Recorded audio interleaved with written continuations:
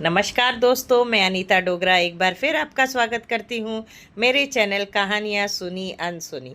दोस्तों, आज की कहानी का शीर्षक है कर्मों का फल। दोस्तों, एक बार एक बहुत बड़ी कंपनी का मालिक होता है।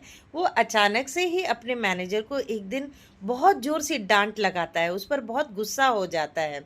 मैनेजर बड़ा हैरान होता है कि मेरी कोई गलती नहीं है और इतनी सी छोटी बात पर ये मैनेजर मुझे डांट रहा है। उसे भी बहुत गुस्सा आता है, पर वो अपना गुस्सा उस पर नहीं निकाल पाता है क्योंकि उसे अपनी नौकरी का खतरा होता है। दोस्तों, मालिक उसे नौकरी से निकाल देगा, ये सोचकर ही वो अपना गुस्सा अपने अंदर ही रख लेता है और गुस्से में कैबिन से बाहर आता है।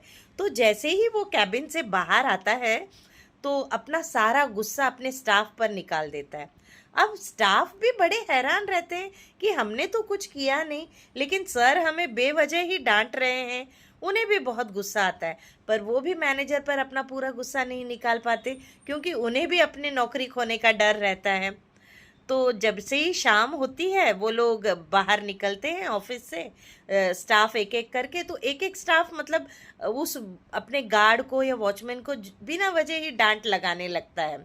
अब वो गार्ड और वो बड़ा हैरान होता है कि ये सारे स्टाफ मुझे क्यों डांट रहे हैं।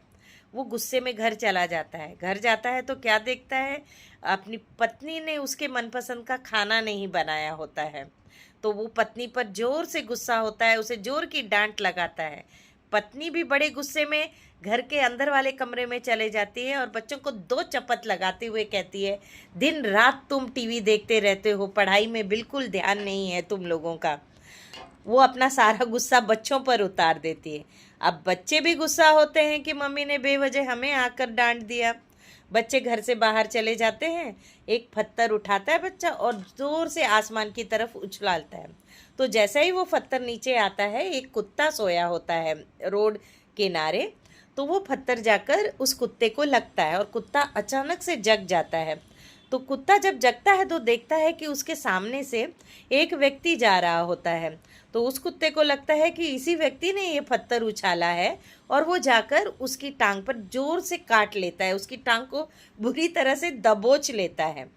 अब वो व्यक्ति बड़ा हैरान होता है कि इस कुत्ते को तो मैंने कुछ किया नहीं, फिर ये मुझे आकर क्यों काट लिया इसने।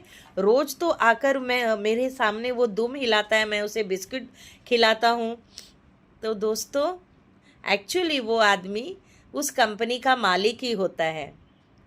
दोस्तों, हमारे कर्म वापस लौट कर आते ही हैं, इसीलिए अपने कर्म अच्छे रखिए। कर्म अच्छे रखेंगे तो जीवन में तुम्हारा सब अच्छा होगा।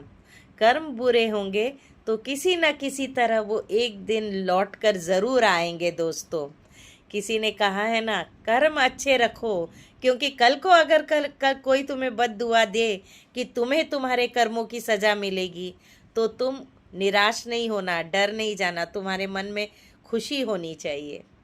कहानी कैसी लगी ज़रूर बताइएगा। धन्यवाद। फिर हाजिर होंगी एक नई कहानी के साथ।